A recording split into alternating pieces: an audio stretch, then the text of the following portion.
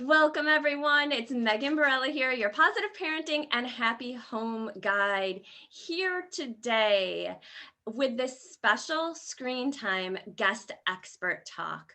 We have Kelly and Crystal, special guests from Liberty House. Kelly is the prevention program director. Crystal is the project coordinator, and they have a special website called iRespect and Protect. And they're going to walk us through today some of the new offerings that they have in connection with this website. So thank you so much for the work you do. And for everyone who's joining us live or joining the recording, Kelly, I'll go ahead and hand it over to you. Thank you, Megan. Yeah, and I think thank you for recording this. And for those that are here with us in our recording, I believe you can use the chat button to maybe send some messages as we go, because this is a result of a community conversation. And so we love hearing what your questions are because they help us develop our program. So just thank you for the opportunity to share what we're doing. And I'm just going to jump right in. And when we start talking about hard things, especially when it deals with the children that we love in our life, we need to stay open for a moment or two. There's a tendency that when we get we used to call it mama bear, but it's our parent bear on that when we talk about our kids, just be open, take care of yourself. If you hear about some hard things that just you might feel some emotions about it, just be open to that feeling and figure out, why is that? Is this part of my value system? Is it scary? And just participate again in the chat, or maybe after we're done recording. So here's a few questions to start with. How many of you started middle school with a smartphone in your pocket? And again, there may be some chat messages, and I'm just going to keep going. How many of you grew up in a family where there was a computer available to you? Where was the computer? How many of you currently appreciate the help of your tween, teen, or young adult children when it comes to programming your phone or other devices like TVs, computer, Kindle, anything hooked up to the internet? And if you are young parents, possibly the answer was, I did start middle school with a smartphone in my pocket, but certainly I didn't have that going on. So here's some statistics, and these are the things that sometimes we might go, wow. So 97% of American girls and 95% of American boys today have access to a smartphone. Notice that it doesn't give ages there. So most of them. In 2015, the average teen sent and received 67 text messages per day. So that's several years ago when you think about it. So imagine what that is today. These are kids. These are not you. These are kids.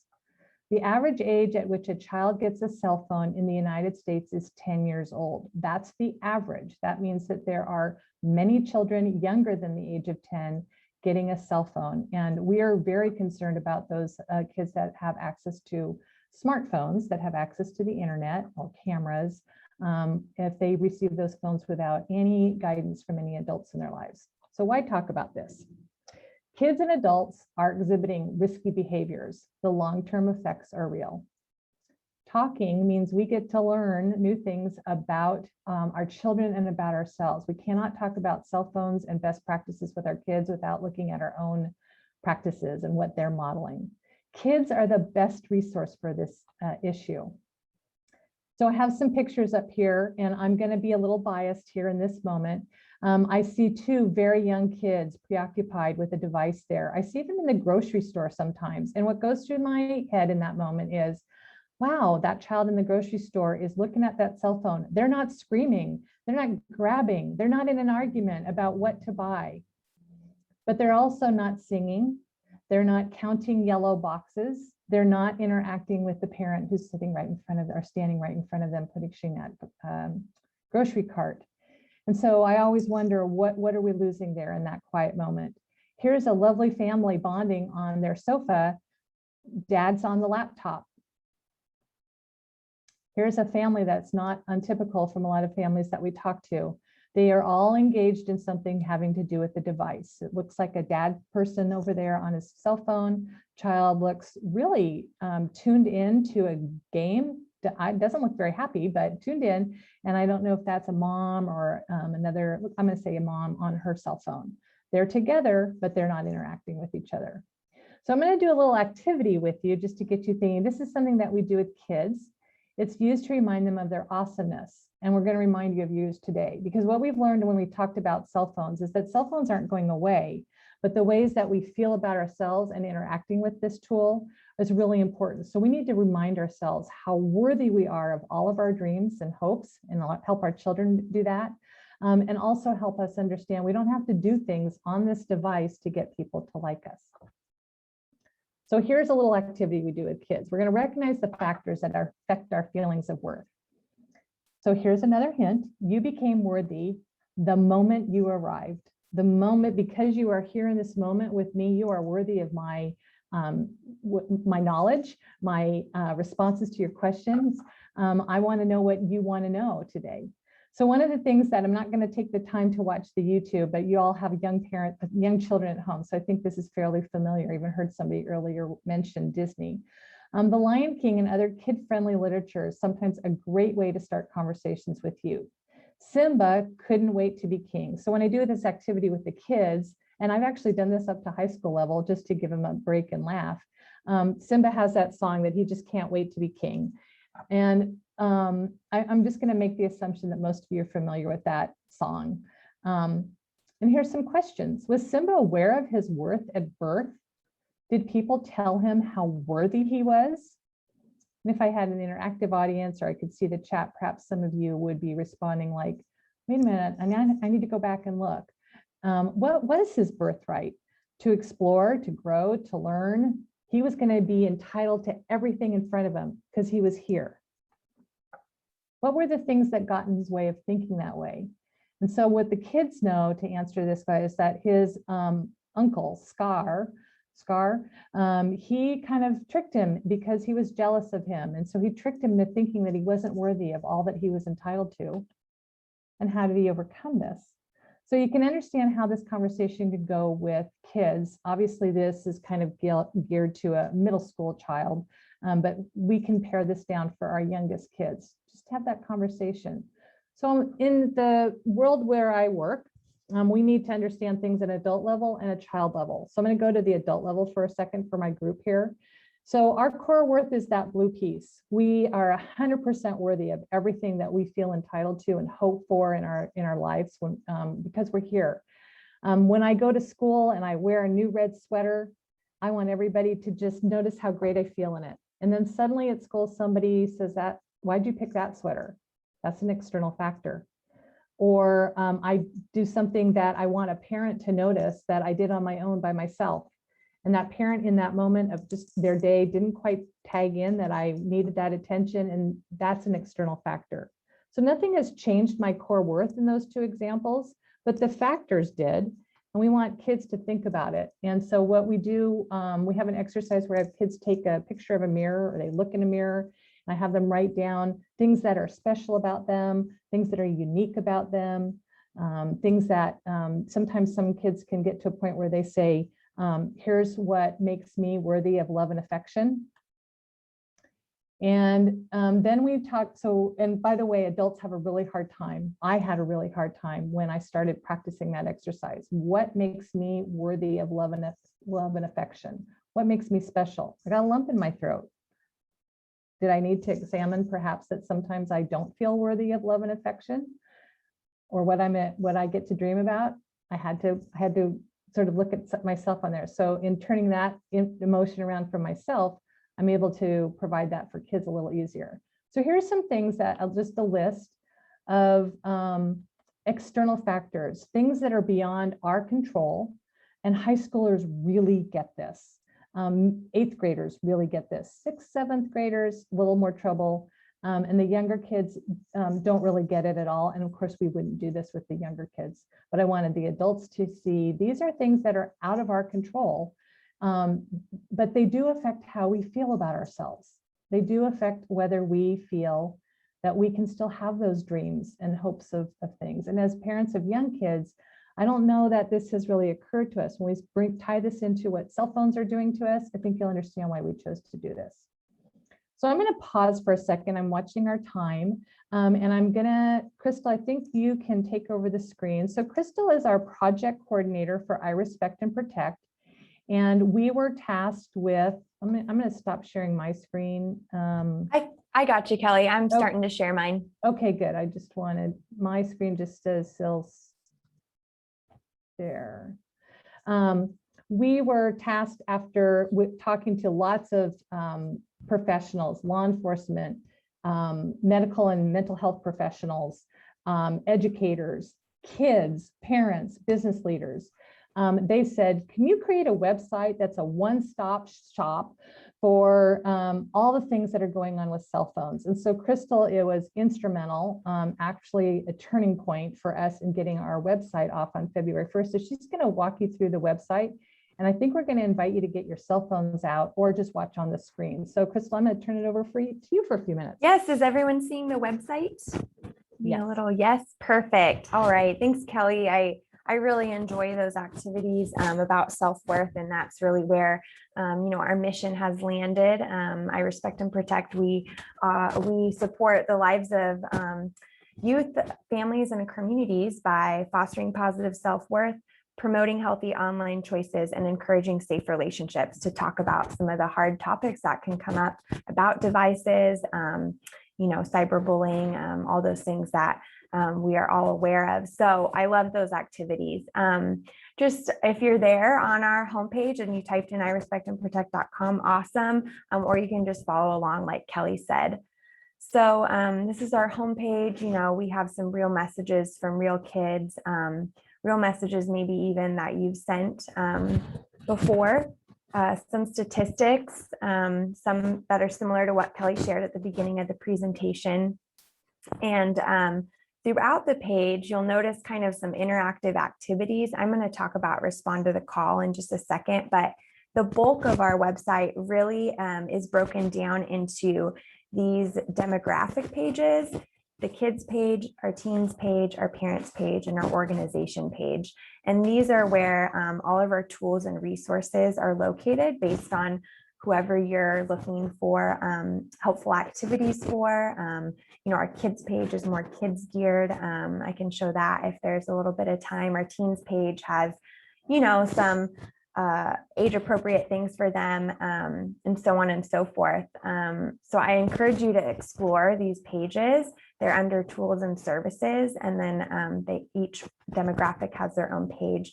But I think the best thing to give everybody just a little taste of the website and what iRespect and Protect has developed and what we care about and how this has been a community project is to go through our little respond to the call pledge. It's pretty fun. You can do it on your cell phone as well. So if you have it pulled up, awesome. Like I said, I can't see anybody's faces, but I am also on my cell phone right now while I'm on the website. So I hope you have yours out, but you can just follow along too. And feel free to put anything in the chat as well. So here's our respond to the call. It's 5 steps to create a more connected, digitally healthy life. 5 steps, pretty easy, but you can go pretty deep into the steps. So I'm just going to do a quick overview of some of them, and maybe it'll encourage you to spend some time later this evening with your family. Maybe on the weekend that's coming up when it's rainy and nobody wants to be outside, you could spend some time doing this. So let's start it really fast. Here are the 5 steps. Educate, assess, choose, plan, and encourage. This is all about creating a more digitally healthy life based on you and your family values, and what your family, decides is important for them. So educate, like I said, you can go as deep or as quickly through this as you want. I'll just read this statistic. 60% of teens would rather spend time with friends and family online than spend time with them in real life. I can personally believe that. You can click into this PDF to have more statistics to learn about, to make you think. And then there are statistics that are encouraging you to keep moving through the pledge, encouraging you to change. Like this one, 71% of teenagers said they consider talking, catching up, and spending time with family members as the best part of family dinners. So what this pledge is really about educating, but not scaring, and let's think about some things and be excited to keep moving through the pledge. So once you have educated yourself, you can click confirm and go to the next step, which is assess. You can assess yourself quickly here by asking yourself these questions. How much screen time do I allow myself each day? How much screen time do I allow my kids each day? Has this changed due to COVID? Has this changed due to external factors that Kelly's talked about? When do I use my devices? When I'm sad, when I'm bored, when I'm waiting in line, during family time? Are my devices defining me? Are they judging others, spreading kindness? So once you've assessed yourself, you can confirm, go to the next step, or you can go and do a deeper dive. We have a little assessment quiz that you can take on your phone or on your computer. You can take it with your family and kind of get the conversation started. So all these steps are meant to build on each other. Choose is the next step, which really is where a lot of the activities Kelly started with, where it's kind of determining what are your values? Who are you? What do you care about as a family? There's no right answer. It's based on you. And if you need help choosing your values or kind of having a framework for that, we have a PDF for helping you choose those, some questions to ask and things that you can be thinking about as your family. So you can just keep clicking on through. Just want to make sure that we stay on time. So I'm just going to finish up here. Last step would be plan. This is a pretty popular tool on our website. It is a digital media contract that you can create with your family right on your computer or your phone. You can put in your family name. You can say, instead of device time, we commit to doing these things during the week, maybe cooking a new meal, maybe exploring a new location. We're going to have device-free time 3 times a week. We're not going to use devices during these times. Our curfew is at these times. You can put additional comments in, and then you can email it to yourself and it'll send you a PDF. You can print it out, post it to your fridge. My husband and I have done this. It doesn't matter what size your family is, doesn't matter any of that. You get to make this about you. Last step is encourage, and I encourage you to go through these 5 steps, because when you get to the end, there's something really cute, and I think it's exciting. So that is a little bit about our website. Again, I encourage you to go to some of these pages. Like, for instance, I'll just finish up with the parents and caregivers page. There's videos on here from a local family that we recorded. There's all of our tools, conversation starters, things I wish my parents knew that teens have written, another quiz, there's safety resources, apps, how to, parent safely in the digital age. There's so much stuff.